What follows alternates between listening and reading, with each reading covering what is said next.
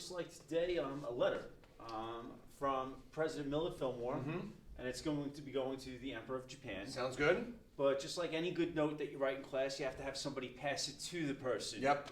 So who are you going to send? Commodore Matthew Perry to do Not this. Chandler from Friends. Not Chandler from Friends. No. Not to be confused. All right, so it's 1852, it's 1853. Historical context, one of my favorite things to do. Yep. Before the Civil War. Yep. But America is an industrialized nation, or becoming an industrialized nation. The first industrial revolution is well underway. And we've been trading. We have international trade going over to Europe. We have international trade going even over to Asia, particularly to China. Big market in China. A lot of people to buy our goods. So right around this time also, we're also looking at westward expansions taking place. Manifest destiny, this whole idea that we want to expand and dominate or conquer, I guess you could say, from the East Coast to the West Coast. The gold rush is going on. And the gold rush many, is going on. Many Chinese immigrants coming to America, seeking fame and fortune here in the United States. So I guess maybe, because we kind of took a peek at the letter, just a spoiler alert, once we have from the East to the West taken care of, we're probably gonna take our show out on the road, I guess you could say. So we'll break this down paragraph by paragraph. Let's see what President Fillmore had to say to the Japanese. All right, so we know that the ancient laws of your Imperial Majesty's government do not allow a foreign trade, except with the Chinese and the Dutch.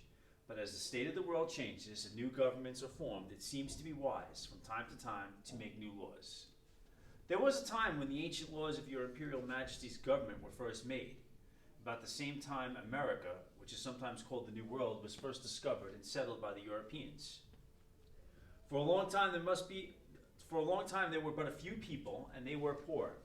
They have now become quite numerous. Their commerce is very extensive, and they think that if your Imperial Majesty were so far to change the ancient laws as to allow a free trade between the two countries, it would be extremely beneficial to both. Okay, so. Seems like he's giving him a history lesson. A little bit of a history lesson. We, the United States, know that the ancient laws of your Imperial Majesty's government, almost lends to why does Fillmore feel like he needs to give the Emperor of Japan a history lesson about what's been going on in the world? Well, Japan, for centuries, has been a very isolated nation at their own doing. Geographically, they're isolated. They're an island nation, but they chose to shut their door to all foreigners except the Chinese and the Dutch. They allowed for foreign trade there. This led the Japanese to be very antiquated. Still using bow and arrows, spears, the samurai, great warriors with their katanas, fighting. Oh, that would have taken me a while to come up with. It would have, with their katanas. So they're very, very old in their ways. And he's giving them this history lesson of, hey, when you made your first laws, America didn't exist. We're here. Our people are quite numerous, and our commerce, our trade is very extensive. And there's that hint of trade throughout it. Commerce, again, they're bringing up free trade again. We think it would be really good if we begin trading to us. Sure. Also putting into context what goes on. If you go to Japan and you're not Dutch or Chinese, you're not leaving. Like, that was part of their ethnocentric culture. They didn't want foreigners coming in, and if foreigners did come in, they weren't allowed to leave. So if you're sending Navy Commodore Matthew Perry, I would imagine he's going to show up in a naval ship or a couple of naval ships, and now you're looking pretty big, pretty powerful. We have naval ships. The reason why they exist is to destroy things. Yes. That's pretty much it. This is not a cruise ship. So when you're bringing up the fact that they're still using, you could say maybe primitive weapons or weapons from years ago, now the Japanese are encountering, the United States Navy for the first time. But on the initial delivery of this message, there is only the one ship. Right. There's only the one ship with a Perry Rise, but it's still magnificent looking. Yes. Still magnificent. It's still quite a presence. Yes. So when we look here, what do they want? Well, the United States wants to open up trade discussions with Japan. Now, there's that history. There's that they're an isolationist country. They don't want to have much to do with the outside world. Anything we need to pick apart as we go into this one? All right, good. So, here's what else President Fillmore goes on to say. I have directed Commodore Perry to mention another thing to your Imperial Majesty. Many of our ships pass every year from California to China. and great numbers of our people pursue the whale fishery near the shores of Japan. It sometimes happens in stormy weather that one of our ships is wrecked on your Imperial Majesty's shores. In all such cases, we ask and expect that our unfortunate people should be treated with kindness and that their property should be protected till we can send a vessel and bring them away. We are very much in earnest in this. Wow, Yeah. saying quite a bit here. So we've got boats. Yeah, we do. Sailing to China quite frequently for trade. We've been trading with China for decades now. Right. Not only that, we've got a lot of boats out off the shores of Japan hunting whales. I don't Right. like to use the term whale fishery. Right. You don't fish for whales, you hunt for them. Right. Yeah, exactly. But again, now this is the context. This is pre-Civil War. Standard Oil doesn't exist yet. No, it does You not. know, we're still lighting America with whale Whale oil. oil. Yep. So we've got this twofold reason. We're trading with China. We're also hunting whale. And hey, it happens that sometimes our ships will get wrecked in stormy weather. And we also need a place to sometimes reload, get coal, get provisions, repair ships, whatever the case may be. So we don't ask We expect. Wow. our people to be treated with kindness and their property to be protected. And if they don't, We'll see.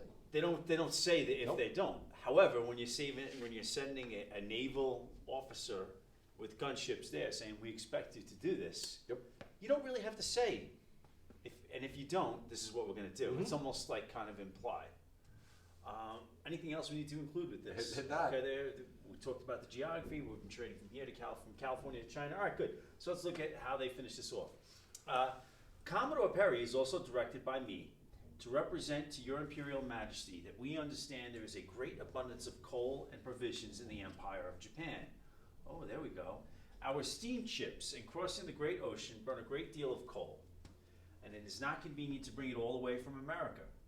We wish that our steamships and other vessels should be allowed to stop in Japan and supply themselves with coal, provisions, and water. They will pay for them in money or anything else your Imperial Majesty's subjects may prefer, and we request your Imperial Majesty to appoint a convenient port in the southern part of the empire where our vessels may stop for this purpose. We are very desirous of this. Wow. So, Mr. Emperor, Yeah.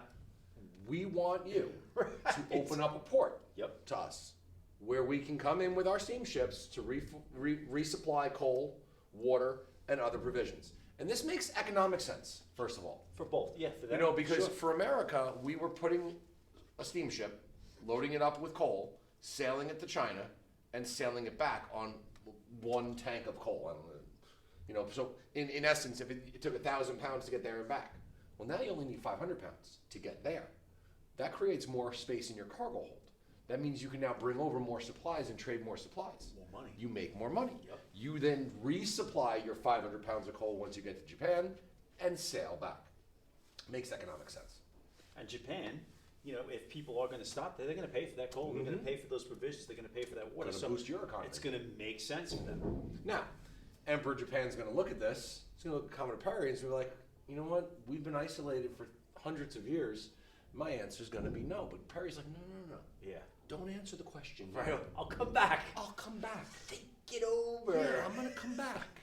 So he sails back to America. Right. Comes back, I forget if it's 6 months, 10 months later, Something to that whatever it effect, was. within a But year. this time he returns with seven Yeah. state-of-the-art warships. Each warship with about 250 sailors in their pristine white uniforms, Sure. carrying muskets. The officers of those ships in their blue uniforms, all with sabers, you know. And here you come, and it's like, we want your answer now. We're going to make you an offer you can't refuse. That's pretty much it. You know, Yeah. in terminology, it's like you're flexing on them. You are. Absolutely. This is who America is. We told you about us Right. a year ago, but here we are. We want your answer now. And now you're like shaking in your boots. You're the Emperor of Japan. You see the might of the American Army or American Navy. You're gonna do what they want. And it's like, hey, if you say no, what's going to happen? Yeah. And your imagination from there gets a little wild. This isn't new. This Right. strategy is not new.